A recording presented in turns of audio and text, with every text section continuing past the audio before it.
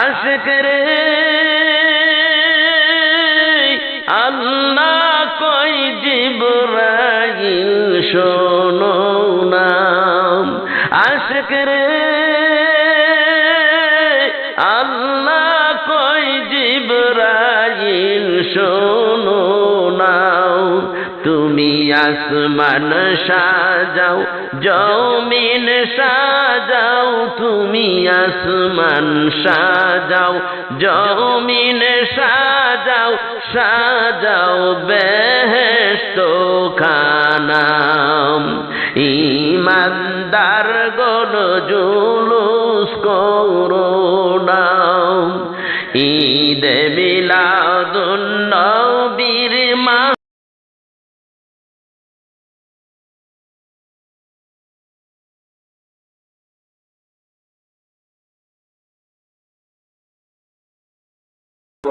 এমনি হই নাই, পেট কারো কথা শোনে না, পেটে আগুন জ্বলে দাউ দাউ করে 3 দিন 4 দিন না খেয়ে রয়েছি।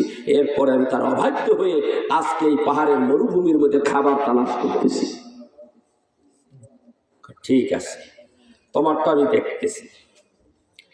সাহাবীকে ডাক দিলেন, নাম ধরে এদের আসো। আসলো, তুমি একে খেতে দাও না, আমার কাছে নালিশ দিতে গেছো, ও তোমার কাছে নালিশ দিয়েছে, এখন কি বিচার হবে তোমার? মাথাটা নিচের দিকে দিয়ে এসে বসে আছে, দাঁড়িয়ে আছে। নবী গো, আমার অন্যায় হয়ে গেছে, আমি বুঝতে পারি নাই।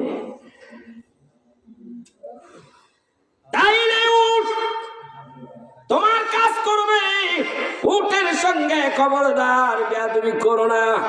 আমি উঠকে বলে দিচ্ছি, উঠ যেন তোমার অবাধ্য না হয়, ঠিক মতো খাবার দিয়ে দিও।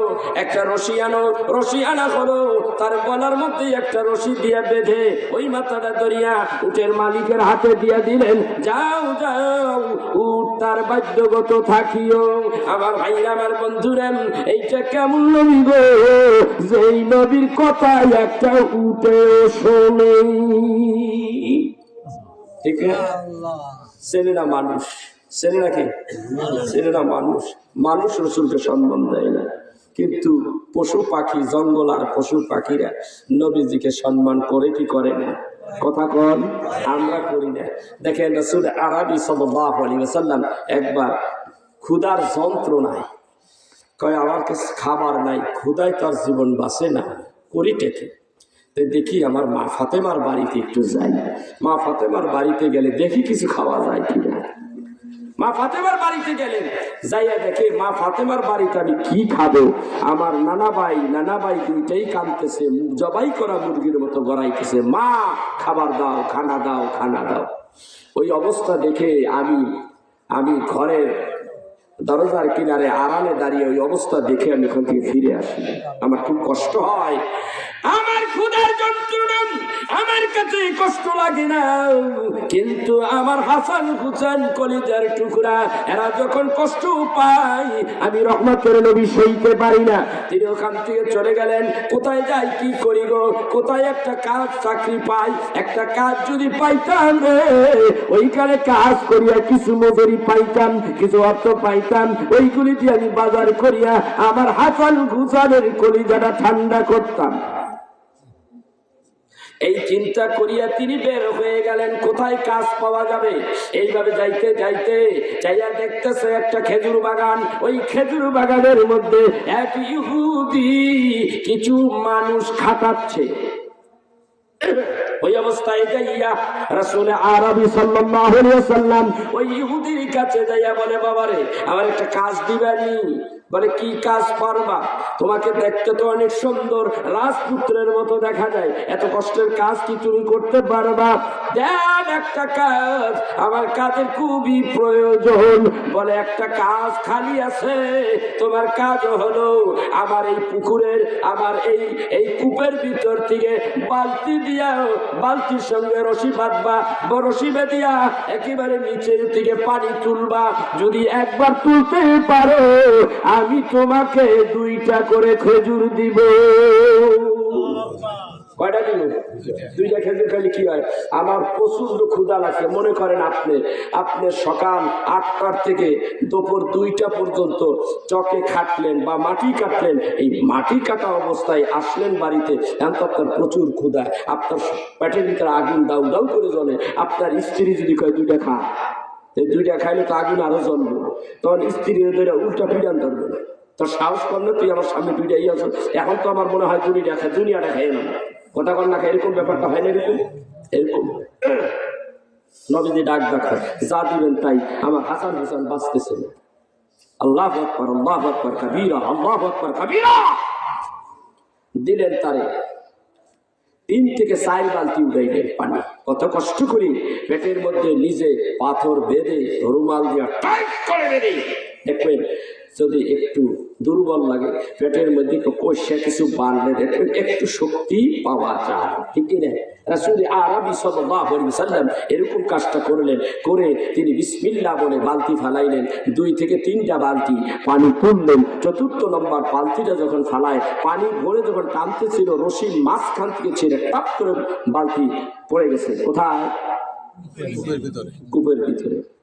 এই অবস্থা দেখে রাসূল আরবি সাল্লাল্লাহু আলাইহি ওয়াসাল্লাম দাঁড়িয়ে আছে এতিমের মতো। এর মধ্যে ইহুদি দেখতে পেয়েছে পানি তো আর আনতেছেন, এই পানি উঠাইয়া আপনার খেজুর বৃক্ষের গোড়ায় পানি ঢালতে হয়, যেহেতু মরুভূমির এলাকা, পানি খুবই ক্রাইসিস। দাঁড়িয়েছিলাম বালতি যখন কূপের তলার মধ্যে পড়ে আছে, এই অবস্থা দেখিয়া ইহুদি ডাক দিয়ে কয়, বেটা আমি তোরে আগেই বলেছিলাম এত সুন্দর চেহারা লইয়া তুই এই কাজ করতে পারবি না, তুই বললি আমি পারবো। বেটা এমন কাজ করলি কেন? কাজ করতে পারবি না, এই কাজ কেন ধরতে আসলি? আমার বালতি উঠাইয়া দে, নাইলে তোর কপালে দুর্গতি আছে। এমন সময় ডান হাত দিয়ে রহমতের নবীর গালের মধ্যে একটা থাপ্পড় মেরে দিছে। যেই নবীর শরীরের মধ্যে মাছি বসা পর্যন্ত আল্লাহ হারাম করে দিয়েছে, রহমতের নবীর গালের মধ্যে থাপ্পড় মারছে। নবীজি আমার গালের গোড়ায় এভাবে হাতটা লাগাইয়া দাঁড়াইয়াছে এতিমের মতো। নবীজি এইবার ইহুদির হাত ধরিয়া ডাক দেখয়, বাবারই ব্যথা পাইছুনি, তুমি ব্যথা পেয়েছো কিনা? রহমতের নবী এই কথা উল্টা জিগায়, এই হলো রহমতের নবী। কেউ যদি নবীর সঙ্গে অন্যায় করে, নবী তা প্রতিবাদ করে নাই, নবী তার অ্যাকশন নেন নাই। রহমতের নবী অ্যাকশন না নিলে মানুষেরা জিজ্ঞাসা করতো, ইয়া রাসূলুল্লাহ, ইয়া হাবিবাল্লাহ, আপনার সঙ্গে এই মক্কাবাসী, এই আরব দেশের মানুষগুলি আপনার সাথে এইভাবে অন্যায় করলো, আপনি তার প্রতিকার করলেন না? বলে না, প্রতিশোধ নেওয়ার জন্য আল্লাহ এই জমিনে আমারে প্রেরণ করে নাই। আমার আল্লাহ বলেছেন, ওয়া আরসালনাকা ইল্লা রাহমাতাল লিল আলামিন। আমার আল্লাহ তাআলা রহমতের ভান্ডার দিয়া, দয়ার ভান্ডার দিয়া, মায়ার ভান্ডার দিয়া আল্লাহ রাব্বুল আলামিন এই জমিনে আমারে পাঠাইছে। আমি যদি অ্যাকশন নিতে যাই, তাহলে এই জাতিকে পথে আনবে কে? কথা বল না। এই জন্য আল্লাহ বলেন, হুয়াল্লাযী আরসালা রাসূলাহু বিল হুদা ওয়া দীনিল হক লিইযহিরাহু আলাদ দীনি কুল্লিহি ওয়া কাফা বিল্লাহি শাহীদা। মুহাম্মাদুর রাসূলুল্লাহ والذين معه أشداء على الكفار। আমি আপনাকে দ্বীনি হকের উপরে প্রতিষ্ঠিত করে এই পৃথিবীতে প্রেরণ করেছি। আপনি দ্বীনকে নিয়ে সামনে এগিয়ে যাবেন। আপনার দ্বীন, এই ইসলামকে আমি সারা দুনিয়ার মধ্যে বিজয়ী করেছি। আল্লাহু আকবার কাবীরা। হাবিব এগিয়ে যান। ভাইরা, এখান থেকে যদি আলোচনা করতে যাই তাহলে আরেকটা লাইনে ঢুকে যেতে হবে। ওই লাইনের থেকে বাইরে দিতে আমার 2-1 ঘন্টা লেগে যাবে, আরো বেশি হতে পারে। আমি বলতে চাচ্ছি, রহমতের নবী অ্যাকশন নিলেন না, উল্টা বললেন তোমার হাতে ব্যথা পেয়েছিল। কয় বেটা এত কিছু পেঁচাল পারিস না, আমার বালতি উঠে। রহমতের নবী কুয়ার ভিতরে হাত ঢুকাইয়া দিছে। আল্লাহু আকবার। নবী জানে গো আমার হাতের দূরত্ব কতটুক, কূপের নিচে কিন্তু হাত যাবে না। রহমতের নবী বিসমিল্লাহ বলে কূপের ভিতরে হাত ঢুকাইয়া দিলেন। আল্লাহ ডাকতে কয় জিবরাইল, ও জিবরাইল দেরি করিস না, আমার হাবিব কিন্তু কূপের ভিতরে হাত কিন্তু ঢুকাইয়া দিয়েছে, তুই কূপের তলদেশের থেকে বালতিটা উঠাইয়া আমার হাবিবের হাতে লাগাইয়া দে। লাগাইয়া দিছে। রহমতের নবী বলে বাবারে এই তো তোমার হাত, এই নাও তোমার বালতি। তুই বালতি উঠাইলে কেমনে? কয় বালতি উঠাইলাম কেমনে ওটা তোমার জিজ্ঞাসা করে দরকার নাই, আমি যাচ্ছি। রহমতের নবী চলে গেলেন, বাড়িতে গেলেন, যাইয়া হাসান হুসাইনের ঘরে ঢুকলেন। রহমতের নবী হাসান হুসাইনকে আদর করতেছে। এই দিকটা অবস্থা বেশি খারাপ হয়ে গেছে, ইহুদির হাতের মধ্যে যন্ত্রণা শুরু হয়ে গেল। মায়ের কাছে দৌড়াইয়া গেছে। যাইতে যাইতে এখান থেকেই এই কবজির ভিতর থেকেই এই ইহুদির হাতের কবজিটা আলাদা হয়ে গেছে। এই কবজিটা হাতের মধ্যে, বাম হাতের মধ্যে লইয়া মায়ের কাছে দৌড়াইয়া গেছে। মারে বিশেষ যন্ত্রণা সইতে পারি না, মারে আমার কবজিটা আলাদা হয়ে গেছে। মা জিজ্ঞাসা করে কবজিটা আলাদা হলো কেন, কি করেছো বাবা, কেমনে হয়ে গেল? ডাক দিয়া বলে এমন একজন ব্যক্তি যারা দেখতে এমন এমন মনে হয়, যার পোশাক আশাক এমন, যার চেহারাটা এমন, এই ব্যক্তি আবার এই খেজুর বাগানে কাজ করতে এসেছিল, তার হাতের থেকে বালতি পড়ে গেছে কূপের তলদেশে। আমি রাত গুসা হইয়া তার গালের মধ্যে কষে একটা থাপ্পড় মেরেছি। ডাক দিয়া বলে যুবক, হে আমার সন্তান, করলি কি রে, করলি কি? তুই সেরুস্তা এই দেখে এই আখিরি পয়গম্বর মুহাম্মদুর রাসূলুল্লাহ সাল্লাল্লাহু আলাইহি ওয়াসাল্লাম জাদুতে করে আমালাইছো। করছস কি, কি করছো? ছেলেটারে লইয়া মায় দৌড় মারছে। খুঁজতে খুঁজতে মা ফাতেমার বাড়িতে যায়, রাসূলকে পেয়েছে। নবীজির কাছে বলে ইয়া রাসূলুল্লাহ, আমার সন্তান বুঝতে পারে নাই, আপনারা চিনতে পারে নাই। নবী গো এরকম একটা ঘটনা ঘটে গেলে ইহুদিরা এরকমই কয়, সরি, আই এম সরি, দুঃখিত দুঃখিত। বলেন কথা ঠিক কিনা? তাই ফের জমিনে আমার রাসূলটা এত মারা মানলো, কেউ তো কোনোদিন বলে নাই আই এম সরি, দুঃখিত কথা বলে নাই। আজকে এই লোক, এই মহিলা এসে দুঃখিত বলে, কারণ কি? ডাক দিয়ে বলেন হুজুর দুঃখিত, আমার সন্তান আপনাকে চিনতে পারে নাই গো নবীজি। নবীজি আমার সন্তান কাঁদতেছে, বিষের যন্ত্রণায় কাঁদতে হচ্ছে গো নবীজি, আমার সন্তানটার আপনি একটু বাঁচাইয়া দেন, একটু মেহরবানি করেন গো হুজুর, ভুল করে ফেলেছে, মেহরবানি করে আমার সন্তানটারে মাফ করে দেন। মায়ের কথায় রহমতের নবী মাফ করে দিলেন। আর ডাক দিয়া বলে কোথায় রে হাতের কবজিটা, আমার হাতে দিয়ে দেয়। রহমতের নবী হাতের কবজিটা ধরিয়া ডান হাতের সঙ্গে লাগাইয়া দিয়া একটুখানি নিজের মুখের লালা দিয়া ব্যান্ডিশ করে দিলেন। কিছুক্ষণের মধ্যে রহমতের নবী ভালো হয়ে গেছে। আল্লাহু আকবার কাবীরা। হইতে পারে না, হইতে পারে না। সহিহ বুখারীর হাদিস। নাস্তুরা পাদ্রী, নাম কি? কথা কয়, নাস্তুরা পাদ্রী। সিরিয়ায় রহমতের নবী ছোটবেলায় তার চাচা আবু তালিবের সঙ্গে কাফেলা চলে গেছে সিরিয়ায়। তো তারে রাইখা ওই সিরিয়ার মধ্যে বাজারে একটা বৃক্ষ আছে, আপনারা অনেকে জানেন, পড়তে পারেন, নাস্তুরা পাদ্রী। সিরিয়ার রাজধানীর মধ্যে একটা বৃক্ষ আছে, সেই বৃক্ষের মধ্যে ওই সময় পাতা থাকে না, পাতাবিহীন একটা বৃক্ষ দাঁড়িয়ে আছে।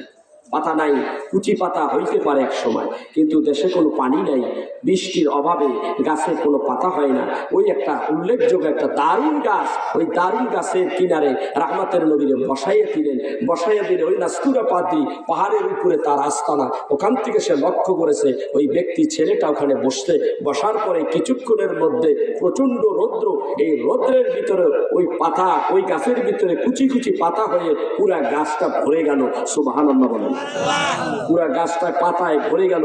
পাতায় যখন ভরে গেল, রহমতের নবী ওখানে বসেছে, রহমতের নবীর গায়ের উপরে পাতার ছায়া পড়তেছে। আল্লাহু আকবার কাবীরা। কে দেখছে? নাস্তুরা পাদ্রী। নাস্তুরা পাদ্রী দেখেছে।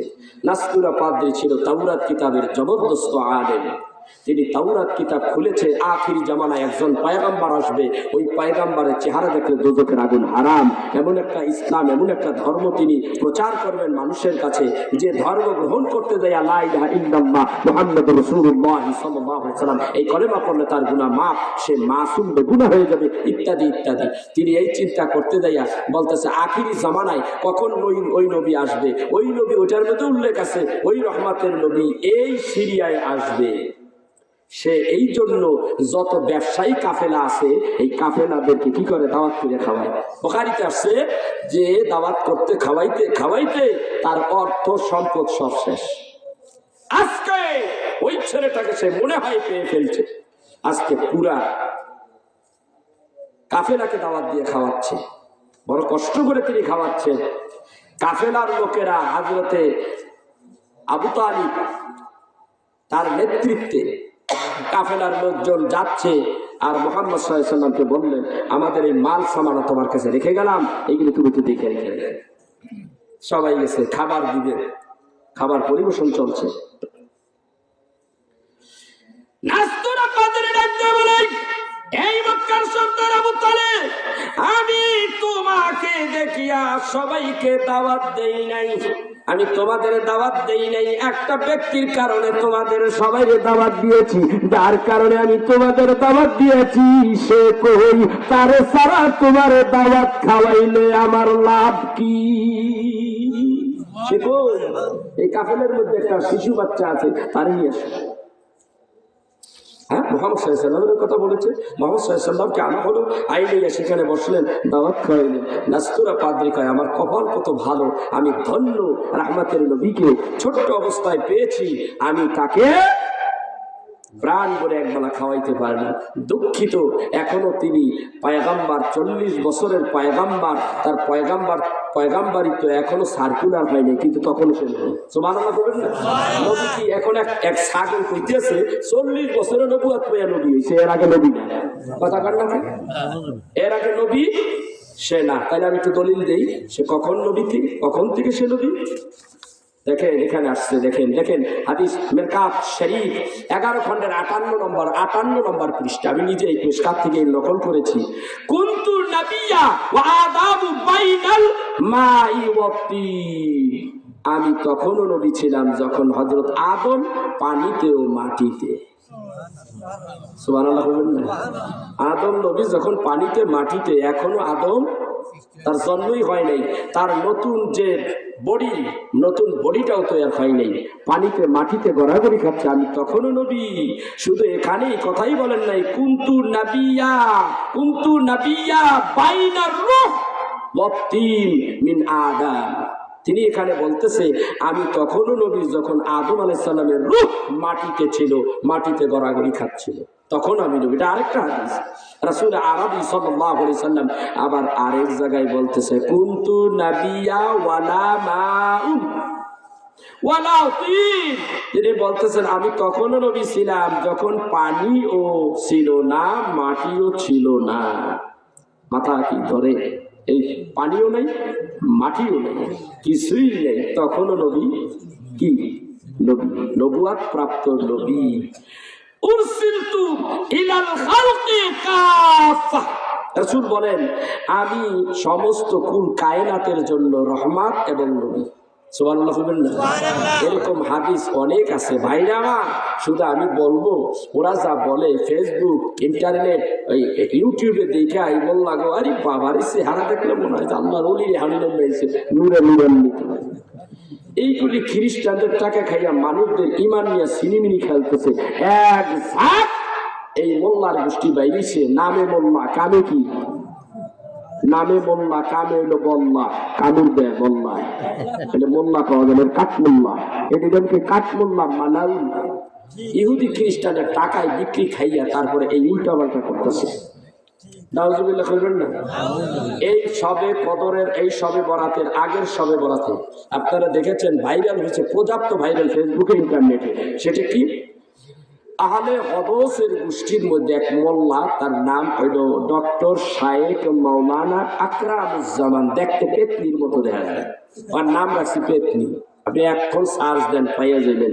কয় রাত্রিতে শবে বরাতে ইবাদতে সময় কাটার চাইতে ব্যবসা পাড়ায় সময় কাটা উত্তম। নাউজুবিল্লাহ কইবেন না? ওরে জুতা পিটা করার কাম না ভাই, কথা কন না কেন? ওই জুতা পিটা করলে জুতার ইজ্জত যায়, ঠিক কিনা? অথচ আমার রাসূল বলেন লাইলাতুন নিসফি শাবান, লাইলাতুন নিসফি শাবান শবে বরাত বাদই দিলাম। লাইলাতুন নিসফি শাবান, লাইলাতুন নিসফি শাবান, শাবানের 15 তারিখ দিবাগত রাত্র এমন একটা রজনী, যেই রজনীতে আপনি ইবাদত করুন। আল্লাহ তাআলা প্রথম আসমানে এসে বান্দাকে বলে, বান্দা এই রাতে তোমার কি দরকার? তোমার রিজিকের দরকার? আমার কাছে চাও। ওয়াকালা রাব্বুকুম উদউনি আস্তাজিব লাকুম, আমি তুমি চাইতে দেরি আছে, দিতে দেরি নেই। সুবহানাল্লাহ কইবেন না? আল্লাহ ডাকতে বলেন ওয়া মা মিন দাব্বাতিন ফিল আরদি ইল্লা আলাল্লাহি রিজকুহা। আমার আল্লাহ বলেন পৃথিবীতে এমন কোন প্রাণী নাই যার রিজিকের ব্যবস্থা আমি আল্লাহ করি নাই। আমার আল্লাহ বলেন একটা রাত্রে 1 বছরের জন্য রিজিক আমি বরাদ্দ করে দেই, কিন্তু চাইতে হবে ইবাদতের মাধ্যমে। তুমি যদি বলো আমি অসুস্থ, রাত্রিবেলা লাইলাতুন নিসফি শাবান ওই 15 তারিখের রাত্রিতেই, শবে বরাতের রাত্রিতেই একটু কোরআন তেলাওয়াত করো, একটুখানি জিকির করো, কিছু নামাজ পড়ো, কিছু কোরআন শরীফ তেলাওয়াত করো। এইভাবে তেলাওয়াত করিয়াম আল্লাহর দরবারে হাত খাড়া উঠাইয়া দাও। আল্লাহর দরবারে এতিমের মতো 2 ফোঁটা চোখের পানি ফেলাইয়া বলো, আল্লাহ গুনাহ করেছি মাফ করে দাও। আল্লাহ বলে আজকের রাতের খাতিরে আমি তোরে মাফ করে দিলাম। আজকে যা চাবি তাই দিবি, আজকে যা চাবি বান্দা যা চাইবো আল্লাহর কাছে আল্লাহ করে তাই দিয়ে দিবি। সুবহানাল্লাহ কইবেন না? কই আমার হায়াত নাই, আমার জানি কেমন কেমন লাগে, মনে হয় আমি বেশি দিন বাঁচবো না। আল্লাহর কাছে চা, আল্লাহ বলে আমি দিয়ে দিল, হায়াত বাড়াই দিলাম। কি চাস? অভাব আছে, অভাব দূর করে দিলাম, সব কিছুর মধ্যে বরকত দিয়ে দেব। আমি আল্লাহর কাছে আজকে যত খুশি তত চা সব দিয়ে দেব। মিশকাতের আরেক হাদিসে আসছে এই রাত্রে রাসূল আরবি সাল্লাল্লাহু আলাইহি ওয়াসাল্লাম, কথাটা না বললে হয় না, কথা প্রসঙ্গ নিয়ে কথাটা চলে আসছে। কত বড় বেয়াদব মার্কা নবী! এখন সার্চ দেন, এখন মোবাইল সার্চ দেন। যদি এই কথার প্রমাণ না হয় তাহলে আমার এখানে হাত বাঁধবেন, পাও বাঁধবেন, বাইকটা ইসামতি বা যমুনা নদীর মধ্যে ফেলাই দিবেন, এখন বস্তায় ধরে ফেলাই দিবেন। দেখেন কি করে এরা, বেয়াদবেরা কয় দেখেন ভাইরাল আছে, এটার মধ্যে এখন আছে। কত বড় খারাপ মানুষের, সরল মানুষের ঈমান নিয়ে কিভাবে তারা সিনেমিনি খেলতেছে, আর কিছু কিছু মানুষ তাদের মতো পুতুলের মতো নাচতেছে। রাহমাতুল নবী বলেন হাদিস শরীফ আছে, মা আয়েশা ডাক দিয়ে বলেন, হযরত আয়েশা থেকে হাদিস রাবি ডাক দিয়ে বলেন, আজকে রাত্রিবেলা রাহমাতুল নবী আমার কাছে ঘুমিয়েছে, রাত্রিবেলা ঘুমিয়েছে, আমি মধ্য রাত্রে আমার ঘুম ভেঙে গেল, আমি ঘুম থেকে উঠলাম, ওঠার পরে চেয়ে দেখে রাহমাতুল নবী আমার বিছানায় নাই। আমি তখন একটু চিন্তিত হয়ে গেলাম, কোথায় গেল রাহমাতুল নবী? আমি বের হয়ে আসলাম, নবীজির অন্যান্য বিবিদের ঘরে তল্লাশি করলাম, কোথাও আমি নবীকে পাইলাম না। আমি তখন খুঁজতে খুঁজতে আমি তখন মসজিদে নববীর ভিতরে ঢুকলাম, মসজিদে নববীর ভিতরে ঢুকে রাহমাতুল নবীকে পাই না, অন্ধকার। রাহমাতুল নবীকে খুঁজে যখন না পাইতেছিলাম, ভেতর থেকে যখন দরজামুখী হইয়া বের হতে লাগলাম, এমন সময় দেখি কে জানো কুকরাইয়া কুকরাইয়া কান্দে, ডুকরাইয়া ডুকরাইয়া কান্দি, রব্বি হাবলি উম্মতি, রব্বি হাবলি উম্মতি। মা আয়েশা বলেন আমি তখন ঘুরে ফিরে আসলাম, ফিরে আবার চলে গেলাম মেহরাবের কিনারে, খুঁজলাম, খুঁজে দেখি গো রাহমাতুল নবী তখন সিজদায় পড়ে কাঁদে, রব্বি হাবলি উম্মতি, রব্বি হাবলি উম্মতি। আমি নবী বললাম ইয়া রাসূলুল্লাহ, ইয়া হাবিবাল্লাহ, আমি আয়েশার কলিজার মধ্যে লাগে, আপনি এইভাবে আর কাঁদবেন না, আমার কষ্ট লাগে গো নবীজি, আর কাঁদেন না গো নবীজি, আজকে উম্মতের জন্য আপনি দাওয়াটা হয়ে গেছে, কেন কাঁদেন গো নবীজি? আপনি যদি এইভাবে কাঁদেন আমি আয়েশা হয়তো বাঁচবো না, আমার ভালো লাগে না গো নবীজি। এইভাবে যখন মা আয়েশা চিল্লাইতে লাগলেন, আমার রাসূল তখন ওই রব্বি হাবলি উম্মতি ওই কথাগুলি বন্ধ করে তিনি সেজদার দিকে মাথা তুললেন। আল্লাহর নবী ডাক দিয়ে বলে, আয়েশা রে থামো থামো।